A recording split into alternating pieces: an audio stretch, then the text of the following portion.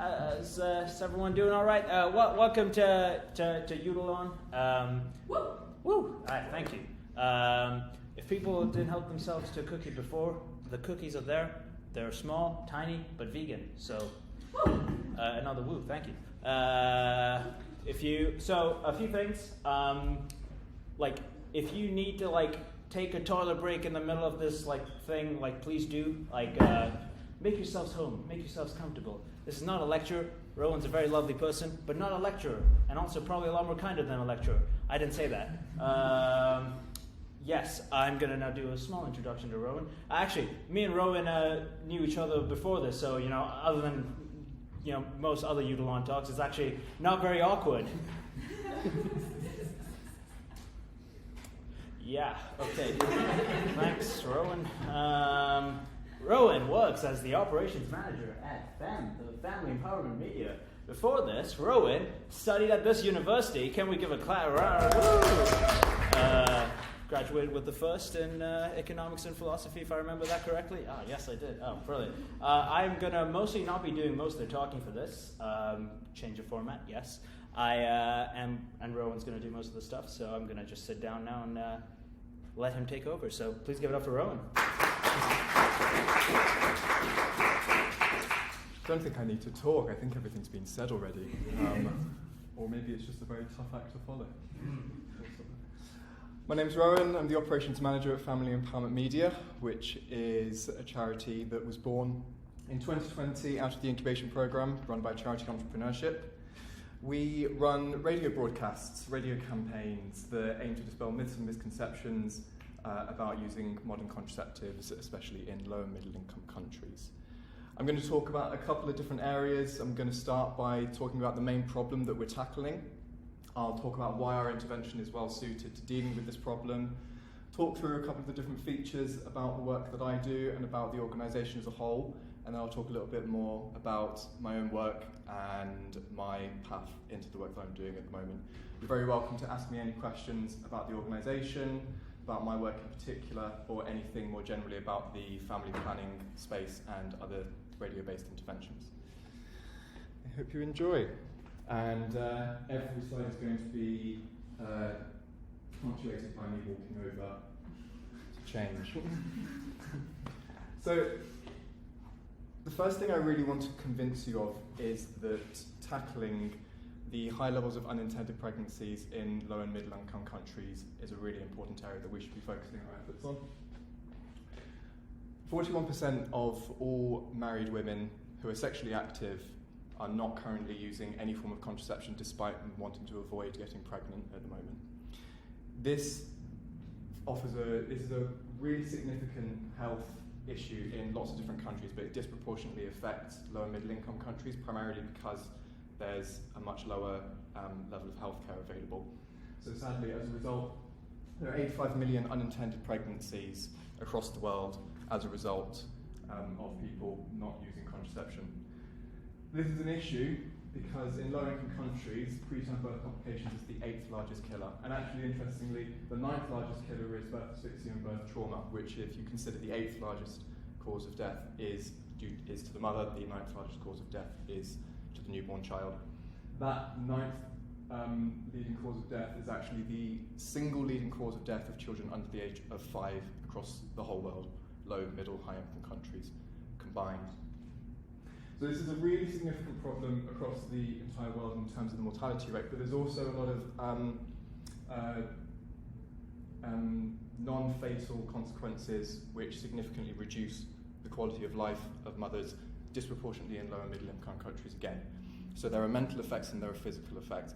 The main mental effect being postpartum depression, which, two interesting facts about that, disproportionately affects people in low-income countries and disproportionately affects women who have given birth to an unintended pregnancy. Then in terms of physical effects, there's anemia, postpartum anemia, and obstetric fistula. Obstetric fistula is where damage to the birth canal goes untreated, leading to infection, long-term pain, and in some circumstances, permanent sterility. This almost always happens in low-income countries. It's not an issue that we consider in high-income countries. It's very rare, but it's a really significant problem in these low and middle income countries. And it does disproportionately affect these places, but it disproportionately affects particular countries. So the country I want to talk about is Nigeria, which is where we operate primarily at the moment. 14% of all maternal deaths are in Nigeria. Nigeria is a big country. It's a very big country. It's got a very big population, and it might be tempting to think, well, that's just displaying the fact that it's got a really large population.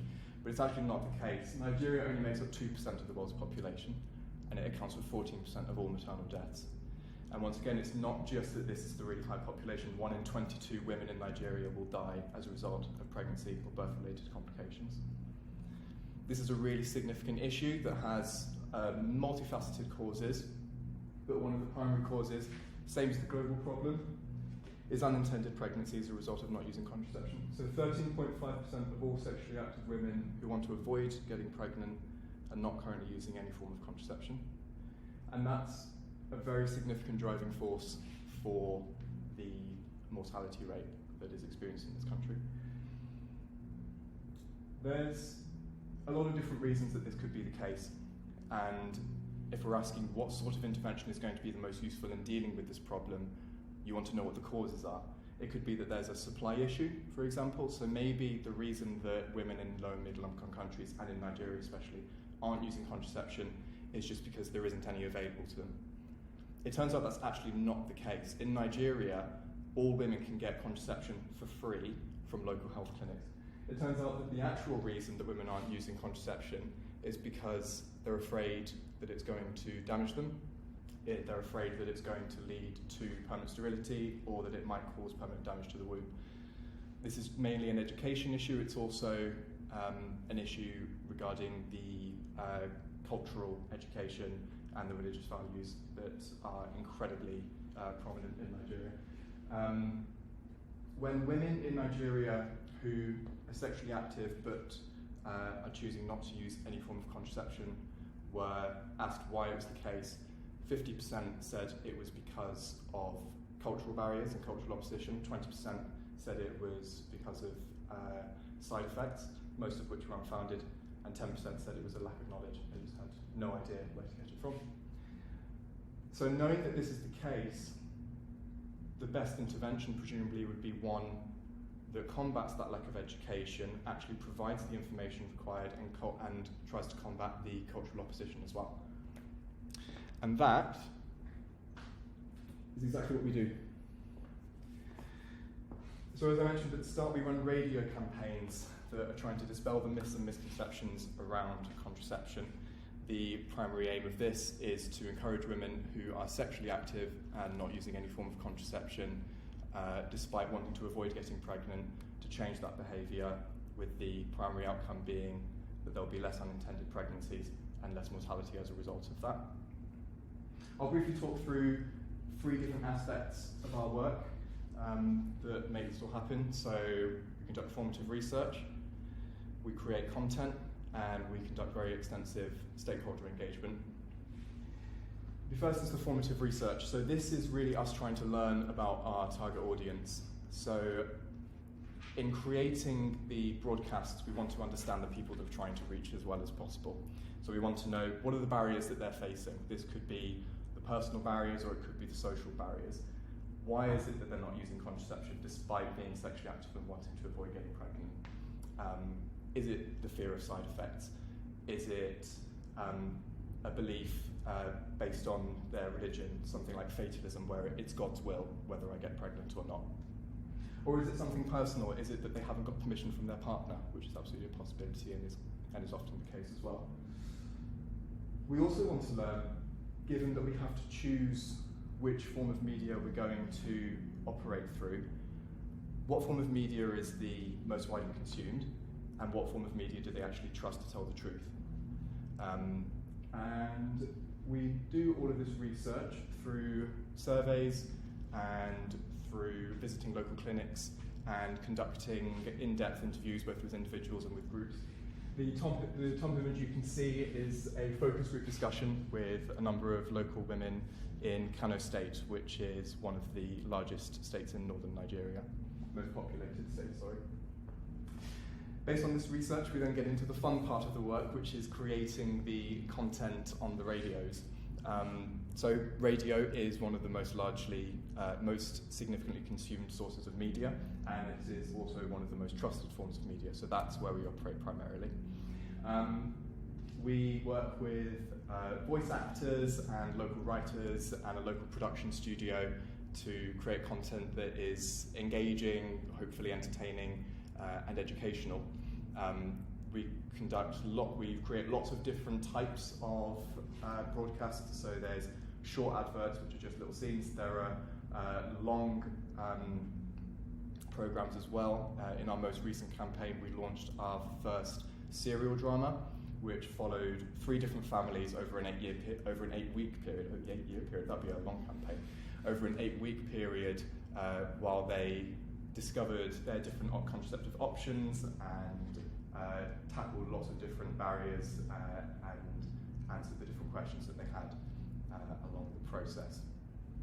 The hope is that if we've done this properly, then more women will be inclined to start using contraception when they're sexually active and wanting to avoid getting pregnant. And one of the ways that we make this more likely is through stakeholder engagement. We're operating in areas where there is a very particular cultural context, and so we want to include authorities from the local area in the whole process. So we speak with religious leaders, and we also speak with government authorities. So we have a partnership with the Ministry of Health in Kano State, one of the northern states in Nigeria, and to give our broadcasts that added credibility, each of our programs and adverts end with the phrase "brought to you by the Ministry of Health in partnership with Family Empowerment Media." The Ministry of Health in Kano State is a very respected institution, and having that verbal support adds a very good level of credibility. There's a lot of different work that needs to be done to make this happen, and our team provides the technical skills, but we work with local partners who provide the local and social and relational skills. They're basically our social capital. They speak the local language, they have connections to the institutions, and they understand the cultural context really well, so they're an incredibly valuable resource. The top image is of Dr. Manza Mohammed Tucker, who is our brilliant and charismatic leader of IDEF Pro, which is our main partner organisation in Kano State. We've been working with him for nearly 2 years now, and he has overseen all of the campaigns that we've conducted. We're very glad to have IDEF Pro working with us, but we're hoping to expand. So we have a selection process for new partners in different areas in Nigeria. There's an application for the partners to present themselves, and then we conduct a proof of concept campaign where we launch a just 1 week long campaign in new regions, which offers brilliant learning opportunity both for ourselves and for the new partners. During this 1 week campaign, there's a lot of work that needs to be done. It's about a 2 or 3 month time commitment on behalf of the partners, but we provide all the funding during that period. During the proof of concept, we can learn whether the partner is right for us and for the work that we want to do. The partner can learn whether the work that we're doing is something they're actually interested in doing long term, and also we get to update our assumptions and our research on the new areas, because we're trying to be as cost effective as possible, and often when you actually start implementing work in a new region, you discover lots of new barriers and different restrictions that you hadn't been aware of already. We have recently selected 3 new partners in 3 new states in Nigeria: Anambra, Kogi and Ondo, and we're conducting proof of concepts in those new states. But there's actually, I'll talk a little bit about this later on, there's an amazing scaling opportunity here, because those 3 new partners coupled with IDEF Pro, our partner in Kano State, means that we can reach 25 of Nigeria's 36 states. And six of those remaining 11 states we'd already said are too dangerous for us to operate in. So if we were to scale to those 25 states, I believe that would mean that around 150 million people are within an area where they could hear our broadcasts. I'll talk a little bit more about why that's so valuable a little bit later on. I want to talk about three things that I think are really exciting about this work. The first is that it's incredibly cost effective. We conducted a 3-month pilot campaign in 2021, and in 3 months we reached 5.6 million people. And we received incredibly promising results as a result after the pilot campaign was completed. There's an external organisation called PMA that conducted a survey in Kano State looking at the contraceptive prevalence rate from 2016 up until the present time when they were conducting the survey. And they found that during a period overlapping with the 3-month campaign that we conducted, there was a 75% increase in the contraceptive uptake in the region in which we were operating. There were no new interventions during that time. There was no one else working on trying to increase the demand for contraception. So PMA concluded that our work really significantly contributed to this 75% increase.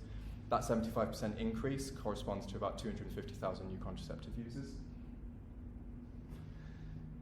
Obviously, it's hard to tell whether this is as a result of us or not, but even if we make a very conservative estimate that only 15% of the increase that was experienced was as a result of our intervention, then we're incredibly cost effective. It turns out that the cost, if you take the increase in contraceptive uptake and the effect that that's going to have on the maternal mortality rate, we can probably save a life for about 2,600 USD, which is pretty cool. Can I ask a clarifying question? Yeah. Wait, so the 250, how much was that for you just said? For a number of people, For one life? $2,600. And that's assuming 15%? Assuming 15%. Okay. Yeah. The second thing that I'm really excited about is that there's a really strong evidence backing for this research. Like the PMA results that we've just found, that's pretty new. But the intervention that we're doing, a mass media campaign more generally, is based primarily on an RCT that was conducted in Burkina Faso a couple of years ago. This RCT showed some really promising results about how effective mass media campaigns can be in increasing contraceptive uptake, especially in low-income countries. And as I was mentioning earlier, we also do a lot of research over the course of our campaigns, both before, during and after, to constantly try and update our understanding and make sure that we're remaining as cost-effective as possible.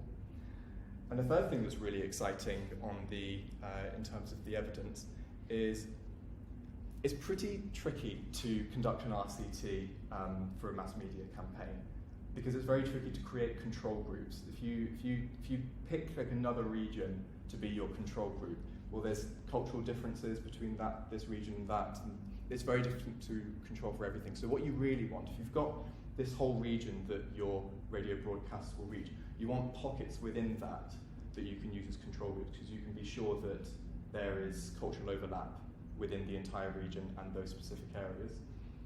That's been really hard to do, but more recently we've been working on creating a new technology that can create artificial control groups within the area that we're broadcasting in.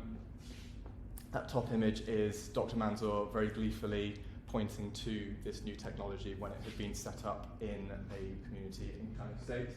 The transmitters basically block specific broadcasts and replace it with music.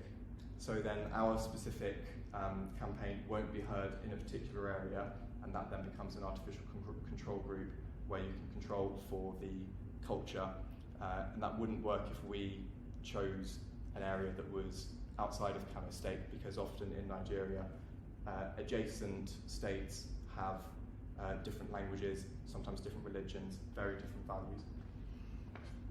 And the third thing that's really exciting is it's very scalable. So the proof of concept that we're conducting now in 3 new locations should mean that by the end of next year we can conduct full-scale campaigns in these 3 new regions. And based on the research, the sort of preliminary research that we've done, it looks like there are at least 10 states in total in Nigeria and 7 countries in Nigeria 10 states in Nigeria and 7 countries in Africa more broadly, in which our intervention would be incredibly cost effective. We would be able to stay working with the partners that we work with currently. So the operational capacity can stay relatively low, even though we would be able to scale to these new regions. It's quite expensive to have to train new people up each time you move to a new area. So having the same partners be able to work in all the different areas that you're trying to broadcast is a huge asset, which means that the costs are relatively low and we can dedicate our time to working on the broadcast rather than training new people. That's the organisation, and I'm blessed to be part of it. I am the operations manager, which means I work on ensuring legal compliance of all of our work. I run the accounting, I run the payroll, and I work on grant reporting and grant writing. I work on that primarily with my amazing partner Wydera, and together we are the operations team. I've been doing this work for about 6 months now. It's very challenging, mainly because my experience in the specific domains that I'm currently working was relatively limited. But working with Wydera, who is a very experienced person in all of these areas, has been absolutely wonderful. The work's incredibly rewarding. I remember during a work trial I did back in April, I had to write a grant application, and I was doing some number crunching to present my case to the grant maker, and worked out that with our current intervention we can save a life for $2,600. I remember just having a moment of, shit, this actually works. And it was such a wonderful feeling, and I'm constantly reminded of that because we have meetings very regularly. Everyone in the team is talking about what's happening. Everyone's really excited when new broadcasts have started. We just received some awesome news today, for example, which is an external organisation called Founders Pledge has just provided support for our work, saying that it's incredibly cost effective. If I can get it right, they said that donating directly to Family Empowerment Media is 26 times more cost effective than donating to Give Directly, which is an organisation that gives money to people directly that need it, primarily in low and middle income countries. Another thing that's really fantastic that I feel incredibly lucky about regarding this work is, as well as just the team that I work with that are absolute gems, I work in Charity Entrepreneurship's office in London, which means I'm surrounded by lots of different people working on lots of different projects in thinking about incredibly different ideas in very interesting ways. Being in that space is wonderful because you're right at the front of amazing new interventions that are happening and are genuinely changing people's lives. I'm just happy to be a part of that. Thank you very much for listening. I'm very happy to take any questions you have.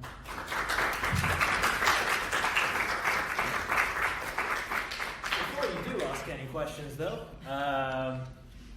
the worst thing about lectures that I've noticed is you listen to something and then you go off and you never really get to engage with this stuff. So what we're going to do is I want you to find someone next to you, think about the talk you just heard, some of the questions that you think you have, and try and workshop it with one another. So ask the things that you've been thinking about, sort of really get a sense of what you find interesting about this. What's sort of the thing that you're wow, I really changed my mind about this. And after that, when you do have questions, we can then send them to the lovely Rowan. So we'll give that 10 minutes. So off you go. Very well done, very well done. That was excellent. Special recording or? Oh, yeah, leave it, doesn't matter. Yeah. I thought, what's her name? What's her? Is it okay? Oh, it was brilliant. I was. A little bit about the fact that FBM came from the Charity Entrepreneurship Programme, and I was wondering if you could tell us a little bit more about that. About the How incubation programme process. Yeah. Okay, well, if you're not familiar with charity entrepreneurship and the incubation programme generally, charity entrepreneurship is an organisation that spends half of the year conducting research into the most cost-effective types of interventions and then it brings together a bunch of entrepreneurs and says, here's the research that we found, we think you should found a charity in this space doing this particular thing, and the entrepreneurs then get together and find a way of making that happen. So Ken and Christina were the two co-founders, and together they did that. So in 2020 there was a report on mass media campaigns, which was looking based on the RCT in Burkina Faso, and it said that this is looking like a really promising area in terms of how neglected it is, how tractable it is, and how scalable it is. We really recommend that someone devote some attention to starting a new charity, which, not necessarily radio, because it could vary depending on what region you're in and whereabouts in the world you're operating, but you should start a media campaign to try and increase the contraceptive uptake. The entrepreneurs then have about I think it's a 6-week period, but that might be wrong, so don't quote me on that. And they, over that period, do a bunch of training with previous entrepreneurs. So Anna, Christina, and Ken, they were part of the first cohort that did the incubation program online. So they actually met for the first time just 3 months ago in San Francisco. And yeah, does that answer your question? Yeah. Is there anything particularly about the incubation program or So, immediately afterwards you wanted to know about? the people that come up with the ideas, Yes. is it correct that there's like then this pool of ideas, and then somebody else can come along and like make one of those become a flower? Yes. So the entrepreneurs that work that partake in the incubation program don't have to choose an idea that has already been researched by Charity Entrepreneurship's research team. They can present a new idea. So Fem's idea was originally found by Charity Entrepreneurship, but it's certainly the case that some of the entrepreneurs can bring a new idea and say, here's the research we've done, we think this would be a really great intervention. And Charity Entrepreneurship, if they agree, if the research team says, actually, yeah, we've missed this is a really great opportunity, then they'll fund it, and we can go through the incubation program as well. At the end there, you mentioned about writing grants and grant proposals. Who generally funds grants for things like this program in Nigeria? Is it the Nigerian government, the UN, the UK government? Who's the main one? So most of our funding doesn't come from government sources. It comes from individual investors or from grant-making organisations. So there's quite a lot of different sources, and there's lots of different people that are interested. So a lot of our funding is anonymous, but a lot of the anonymous funding comes through the Effective Altruism Movement, mainly through the EA Funds donation page. But in terms of other groups that are interested, there's two main groups of organisations that are particularly interested at the current stage that we're in.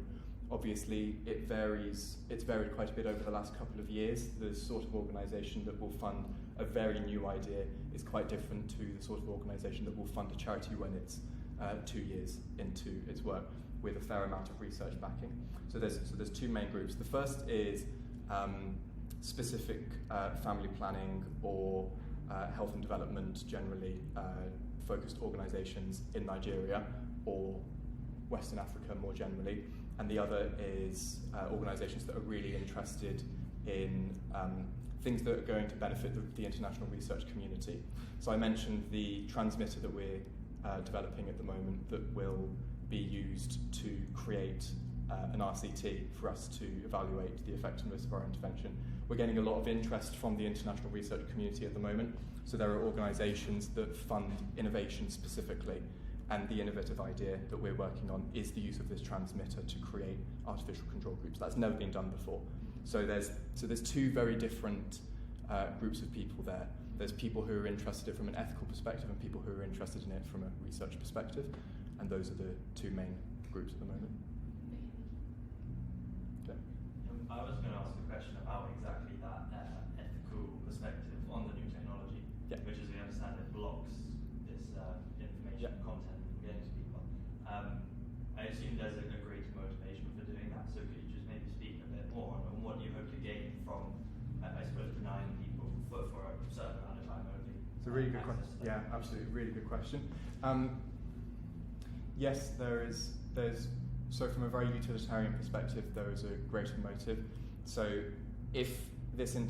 we're very confident that the intervention works, but having an RCT backing will not only increase our ability to procure funding in the future so that we can expand and help lots of people in lots of other regions, but it will also show other organisations that are potentially considering conducting a mass media campaign, not necessarily in the family planning space, but in other areas, that this is something that's really valuable and you can use this research as well. You're very right to raise the ethical concern of denying people in a particular area the education that we're providing. So once the campaign is finished, we then go back to those communities and provide the education directly to them. So once we've gathered the data we need, we then go and give it to them afterwards. And also we get consent from community leaders beforehand. We let them know what we're going to be doing in that community. The transmitter has to be, for safety reasons, has to be put in someone's house. If it's out in the public, it could be stolen or it just could be damaged by weather or transport vehicles. So it goes into a community leader's house, some representative, they approve on the condition that once the RCT has been completed, they will receive all the same information that everyone else has received. Seems really sensible way to do it. Ken? Are the campaigns talking and educating about all kinds of contraceptives? Like what kinds of contraceptives are we talking about? Yeah, so it will vary based on the region because we're only able to affect the demand side. We're restricted by what the supply is. So in a particular region, if condoms are the only form of contraception that's available, that's the one that we'll be directing our broadcasts towards. But it could be other forms of contraception that are particularly for women. It really varies on the region. How do you measure that those contraceptives are being used? Because sometimes, like depending on with the cultures argument, Yep. you don't know if family, the father will say no, you don't want you to use that, or mom will say no, I don't want to use this. So like, how do you like account for those like being used? Yeah, so a lot of our information comes from clinics, and whether so there's two things you can measure to work it out. The first is you can measure how much contraception is being taken from the clinics, because the clinics record their stock, how much they have available. If it's decreased and they've got more records of people taking contraception. Some of the more high quality clinics will keep a direct record of how many new users they have in a particular period, which is incredibly useful.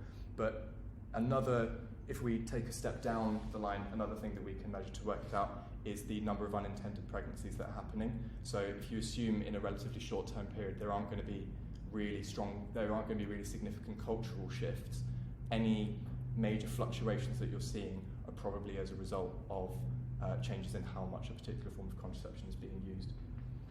Unless everyone just stops having sex at a certain point in time, which is also unlikely. Yeah. So you mentioned that an RCT was underway. At the moment, I haven't seen FEM on any charity evaluated website like Goodwill. But as you say, like they're potentially like way more effective than some of the top charities. So do you think then after the RCT they'll appear? Yeah, so different organisations that make recommendations have different sets of conditions, but generally within the EM movement they've got very scientifically inclined conditions. So one of the real values of doing the RCT is to get that added level of credibility, and that's especially the case given that there isn't really a huge amount of existing research in the form of RCTs in this space. Working on it is the answer really. So do you think that like that would be the only barrier to them being on, for example, for FEM being on Goodwell's website? Or do you think there's other things that Goodwell are looking for, like scale, that FEM don't have? Yeah, absolutely. Yeah, very good question. I can't speak specifically for GiveWell because I'm not particularly well informed on what GiveWell's particular criteria are. There will be different values, once again specifically in the EA movement, whether an organisation is more short-term inclined or long-term inclined. That will make a difference for how they measure the efficacy of a particular intervention. But I don't work in this area, but if I make a judgment based on what I know, I think the RCT is probably one of the main restrictions at the moment and will be a very valuable asset in the future. But this is also changing. I mean, Founders Pledge just today in their report, as I mentioned, released an endorsement of FEMS intervention, so that's really significant. So just kind of thinking about, you obviously have the people who directly hear the broadcast, but then of course there's also the chance that, they'll go and talk to friends and family who hadn't heard the broadcast directly, but then hear the information that kind of gets spread. Is there any way of, I suppose, monitoring how much of the information is then kind of spreading throughout the community, or is it just all That's a really good question. So there's lots of different things that you can measure, and my guess is that there are ways that you can measure the effect that we're having directly on the contraceptive uptake. Like I was mentioning with respect to your question, you can go to a clinic and see how much contraception is being taken from that area. However, given that the main thing that we're trying to achieve is a lower mortality rate, the effects, whether they are direct or indirect by people talking to their community, in some sense it doesn't actually particularly matter, and we would want the indirect effects to be as significant as possible. The more that people are talking with their community, the better. So actually a really large feature of our shows is trying to encourage spousal communication. As a result of cultural restrictions, generally, I mentioned that permission from a partner is actually quite a significant barrier to women using contraception, and it's often the case that the husband is the person who makes all the decisions in the household. If we can encourage people to start talking about it much more by directing the broadcast both to married women and to married men, then that's hopefully a change that can happen as well, and that would affect the maternal mortality rate indirectly rather than directly. Have you got any way of resetting whether you are changing the As far as I'm aware, the only way that you would be able to ascertain the impact that it's having on a particular group of people's perspective is by conducting surveys. So we conduct a pre-post survey for every campaign. So we select a group of people, ask their perspective on the topics that our campaign discusses, and then afterwards we do the same thing. And you can see the changes in attitudes during that period. And then we believe, based on the research that we have, that it's worth monitoring those attitude shifts, because those attitude shifts are really important in contributing to the long-term effect on the maternal mortality rate and the contraceptive uptake as well. Are they similar between women and men?